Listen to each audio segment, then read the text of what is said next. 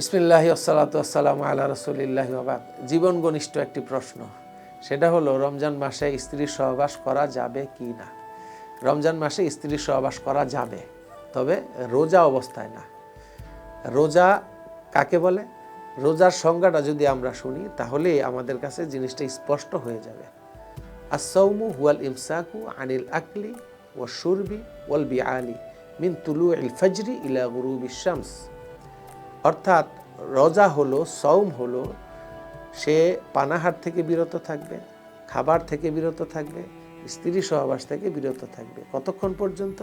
ফজর উদয় থেকে শুরু করে সূর্য ডুবা পর্যন্ত। এই সময়টার বাইরে অন্য যেই সময় আছে সেই সময়ে আল্লাহ বলছেন যে তুমি চাইলে তোমার স্ত্রীর কাছে তখন আসতে পারো।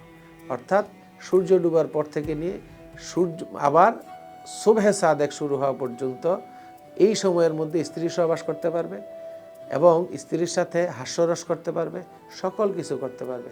কিন্তু রমজান শুরু হলে, রোজার টাইম শুরু হলে, রোজার এন্ডিং পর্যন্ত, ভাঙ্গা পর্যন্ত এই সময়ের মধ্যে স্ত্রী সহবাস করা যাবে না।